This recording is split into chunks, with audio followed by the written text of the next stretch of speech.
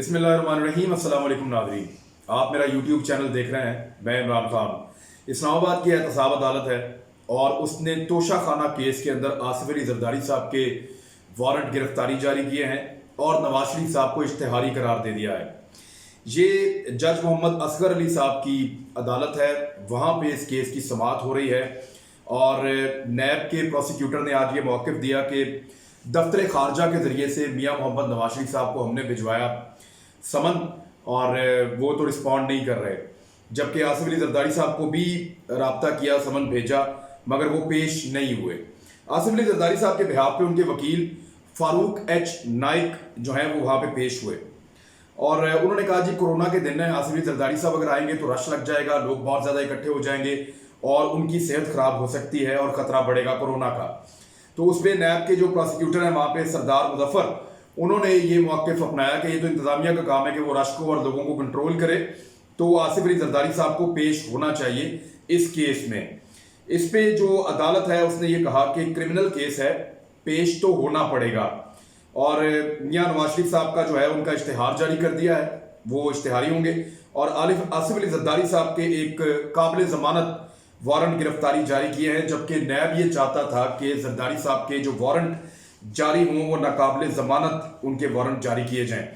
यूसुफ रज़ा गिलानी साहब को क्योंकि उनको कोरोना वायरस हो गया था और वो पॉजिटिव आ गए थे तो उसकी वजह से उनको इस्तिस्ना मिला, लेकिन उनको इस्तिस्ना मिला तो उनका वकील भी पेश नहीं हुआ। उसके ऊपर जो है वो प्रोसिक्यूटर ने अदालत में कहा, जो नैब के वकील हैं उन्होंने अदालत में कहा देखें जी उनको आपने इस्तिस्ना दिया यूसुफ रज़ा गिलानी को, तो उनका वकील भी पेश नहीं हुआ, लिहाजा यूसुफ रज़ा गिलानी साहब का इस्तिस्ना ख़त्म किया जाए और जरदारी साहब को भी गिरफ्तारी जो है उसके वारंट निकाले जाए और उनको भी यहाँ पे बुलवाया जाए। और मियाँ नवाज शरीफ साहब जो हैं उनके बारे में तो आज जो है वो यहाँ तक कहा गया कि दानिस्ता तौर पर वो अदालती कार्रवाई का हिस्सा नहीं बन रहे, यानी जानबूझकर मियाँ नवाज शरीफ साहब कोऑपरेट नहीं कर रहे। अब इनके ऊपर केस है क्या? पहले तो आप ये समझें कि तोशा खाना क्या चीज़ होती है। ये बड़ा इंटरेस्टिंग केस है और मैं आपको आसान तरीके से समझाता हूं। तोशा खाना एक ऐसा एरिया होता है हुकूमत का या एक ऐसा लॉकर होता है गवर्नमेंट ऑफ पाकिस्तान का जिसके अंदर आला तरीन जो शख्सियात हैं जो मुल्क से ताल्लुक़ रखती हैं उनको जो बैरून मुल्क से तहाइफ मिलते हैं, जो पब्लिक ऑफिस होल्डर्स हैं उनको जो बाहर के मुल्क से तहाइफ मिलते हैं, वो तोहफे और कीमती अशिया जो उनको बाहर से मिलती हैं, चाहे वो कोई रियासत की तरफ से दे रहे हों, सरबराह मुमलिकत दे रहे हों, कोई वहाँ के उमरा दे रहे हों, कोई वहाँ की बिजनेस कम्युनिटी दे रही हो, जो कुछ भी उनको तोहफे तहाइफ मिलते हैं वो लाकर इस लॉकर में तोशा खाना में जमा करवाए जाते हैं और ये हुकूमत पाकिस्तान की मलकियत होते हैं। अब होता क्या रहा है पाकिस्तान में और ये केस क्या है इसको आप समझिए। तोशा खाना के अंदर बहुत सारी चीज़ें लाकर जमा करवाई जाती थी।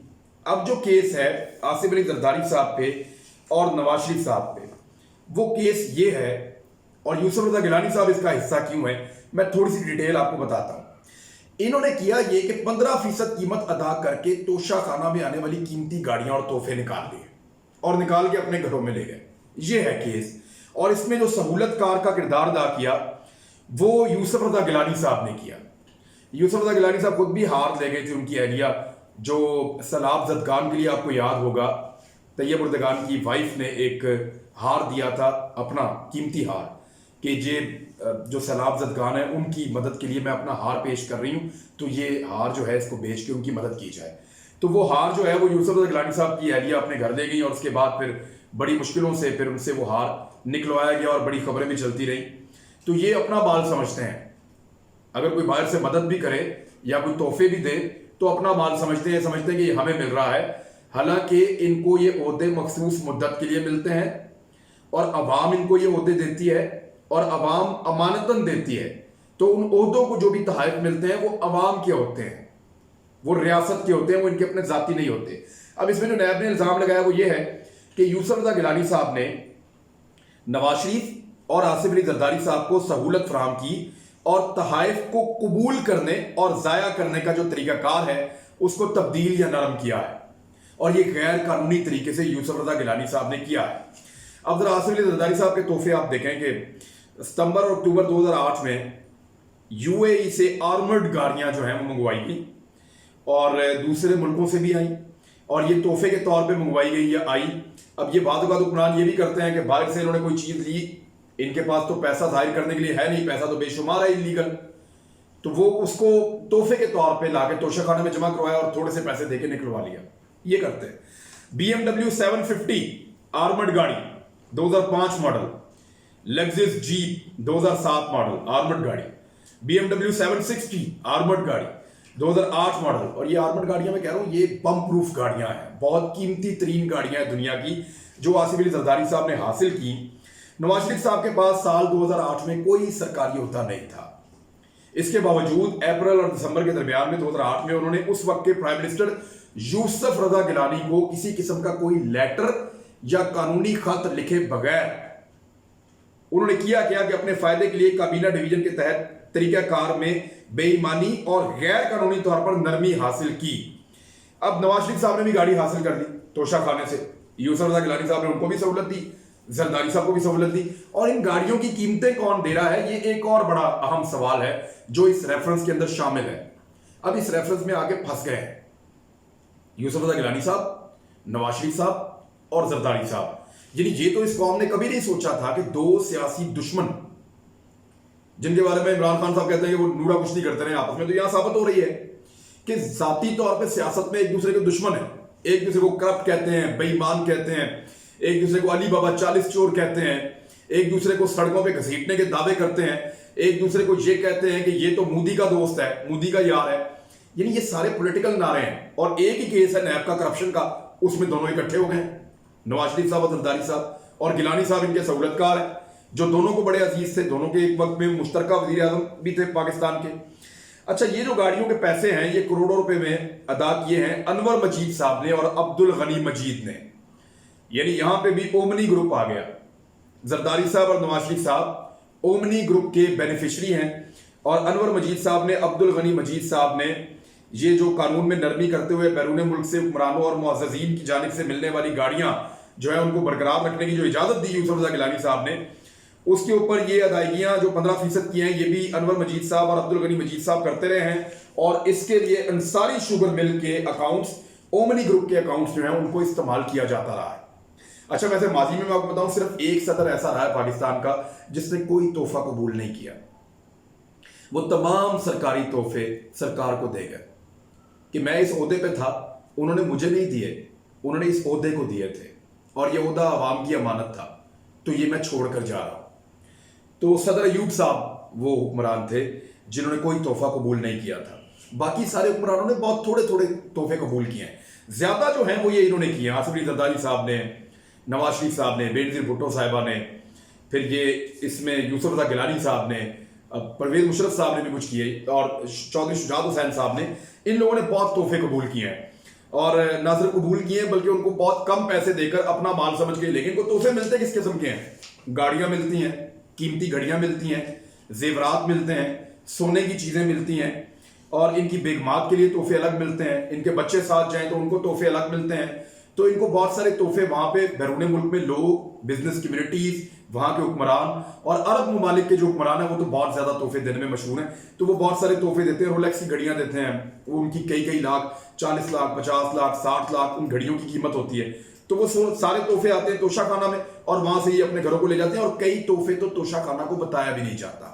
تو اب کیس بڑا کلیئر ہو گیا ہے کہ نواز شریف صاحب نے بھی فائدہ اٹھایا, زرداری صاحب نے بھی فائدہ اٹھایا, اور فائدہ دینے والے یوسف رضا گیلانی صاحب تھے. اور وہ جو پیمنٹیں جمع کروائیں وہ بھی ایک ایسے متنازع اومنی گروپ نے کرائی جس کے اوپر اپنے الگ کیسز چل رہے ہیں.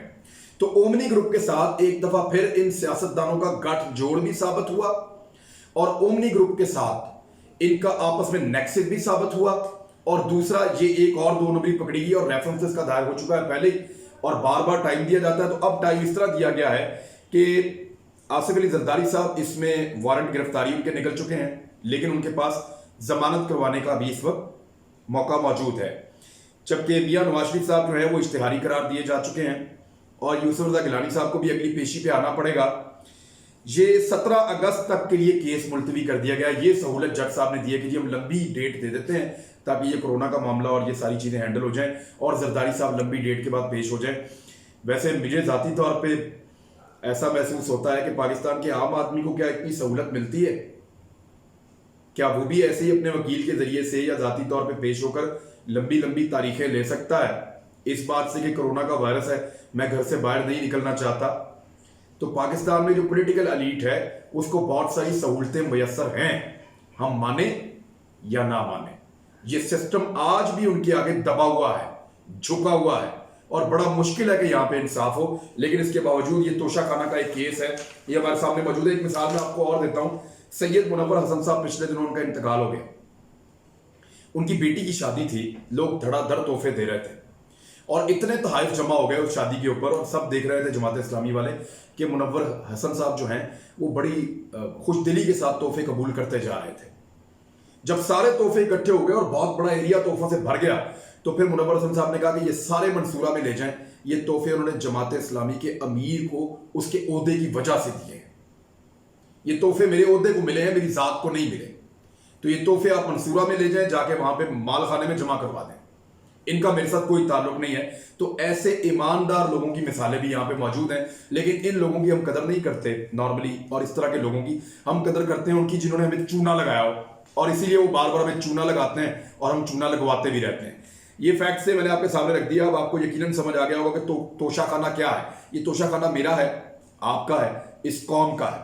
جو تحفے باہر سے حکمران اور لوگ دیتے ہیں وہ اس ریاست کی وجہ سے دیتے ہیں، ان عہدوں کی وجہ سے دیتے ہیں، اور یہ عہدے ہماری امانت ہیں ان حکمرانوں کے پاس، یہ ان کے باپ کا مال نہیں ہے کہ اپنے گھر لے جائیں گے۔ لفظ سخت ہیں لیکن سچ ہے، ان کیسز کو تیزی سے آگے بڑھانا چاہیے تاکہ آنے والے حکمرانوں کے لیے اور آئندہ جتنے بھی حکمران ہوں ان سب کے لیے یہ مثال بنے اور وہ لوٹ مار کرنے سے باز رہیں۔ اب تک کے لیے اتنا ہی، اپنا خیال رکھیے گا، اللہ حافظ۔